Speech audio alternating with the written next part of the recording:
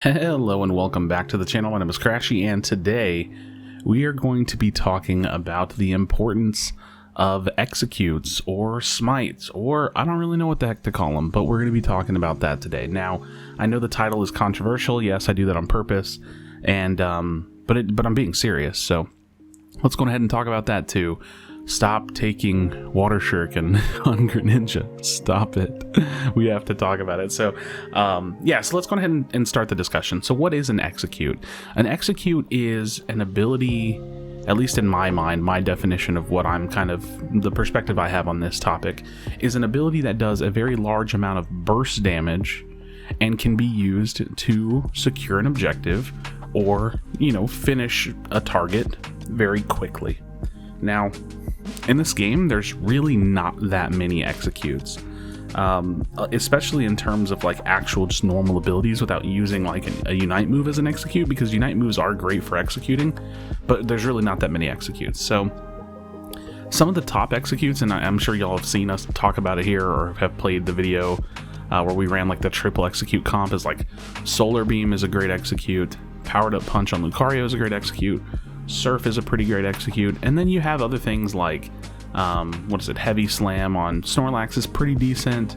You have Brave Bird is a pretty decent execute on Talonflame. I'm trying to think of some other ones. The Bicycle Kick Unite move from Cinderace is really good, and you can use Blaze Kick, but it's not a super heavy hitting ability on Cinderace.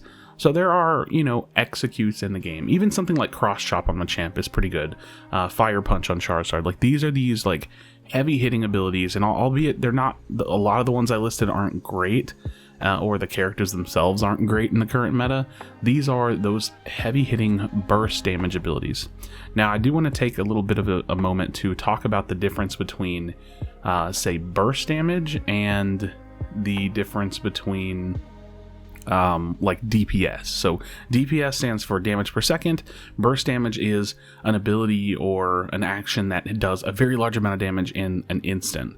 So, for example, when you have someone like Zeraora who has Discharge, that's a lot of DPS. That's, you turn on Discharge, it starts doing an incredible amount of damage, but it does it over time. It's not just one big hit.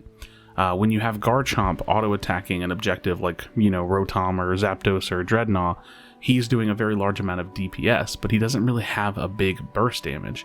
And so that is kind of the difference. So whenever I talk about needing to have characters that have an execute, that's what we're talking about.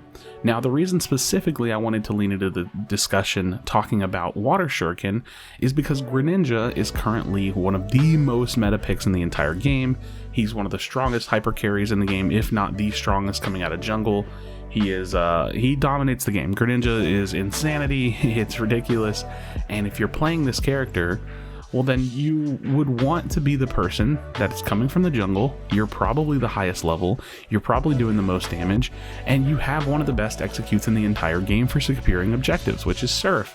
So I'm gonna be bold in saying this, which I don't really think it's that bold because I'm being serious. You gotta stop taking Water Shuriken.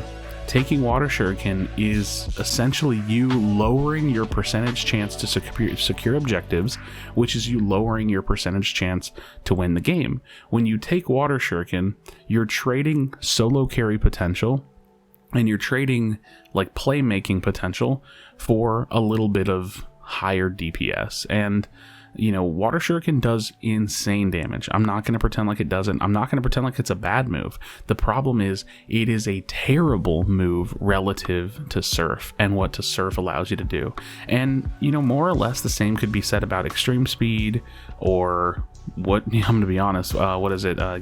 It's not the Giga Train. It's the Pedal Dance on Venusaur. These moves aren't really bad, especially not Extreme Speed. For the clarity of saying this, Extreme Speed on Lucario is actually insane. You do a ridiculous amount of damage in a team fight, but you don't do powered up punch execute damage. So when it comes, especially when it comes to playing solo queue, because there are tournament players like Lutano that like to run extreme speed on Lucario, when it comes to playing solo queue, I think that there are very little to no reasons ever to not use some of these big execute abilities, because at the end of the day, your coordination with your team is either non-existent or just not nearly as strong as it could be if you were in a full 5-man. But also the importance of executes is that you have that solo carry potential. You have that potential to take the scenario, which a lot of times in solo queue is not just a clean fight win and then you take the objective. It turns into a lot of 50-50s, and you can influence that scenario by yourself a lot of the times.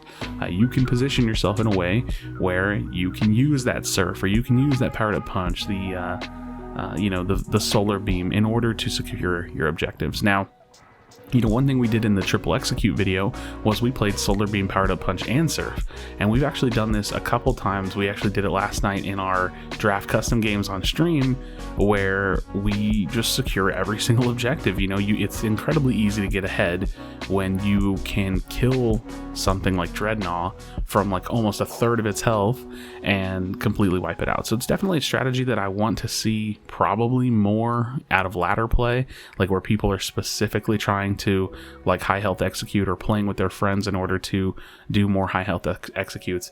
But essentially that's what I'm thinking. I think that in the current state of the game with solo queue, which is honestly, this is probably not something that will ever change in terms of like, if you're trying to solo carry, you really do need to think about your abilities and how they can influence the game. And Water Shuriken, like I said, can do a ton of damage, but it's just simply not surf. And in a lot of situations in this game, we get put into scenarios where that is the reality. You have a good ability, but it's almost always better to take something else. So those are my thoughts on the state of like Water Shuriken, the state of executes, and how important it is to take an execute into the game. And I really wanted to pull you in with the whole discussion, because I'm not gonna lie, it feels like either 50% or more of Greninja players currently are taking Water Shuriken, and I think that that's a bigger detriment than say a Lucario player taking extreme speed, because you're coming out of the jungle, you have so much experience, you're usually like a level or two higher than everybody, and whenever it comes time to like a pinch in and get up to that Dreadnought, that first Dreadnought, and you don't have surf, and you don't have, like, say, a powered up punch or a solar beam to like lean on, it just makes me question, like, why did I'm gonna be honest, I've even said this, like, why did I give this guy jungle just to not even take an execute? And then I'll be playing like Eldegoss or Blissey or Wigglytuff, and I'm like desperately trying to get it. I mean, albeit, Wigglytuff has double slap or dazzling gleam, so she can sometimes get it, but you get my point. Like, you want to have those big heavy hitting abilities. So friends, let me know your thoughts in the comments section down below. I would love to hear it. What are your thoughts? I mean, truly, because I'm going to be honest, like I said, zero reason to ever take Water Shuriken in the current state of the game, unless you're maybe playing 5-mans, and even then, like, why not take Surf on top of that? So yeah, let me know in the comments down below. As always, friends, be sure to be kind to one another, tell someone that you love them, and I'll see you on the next video.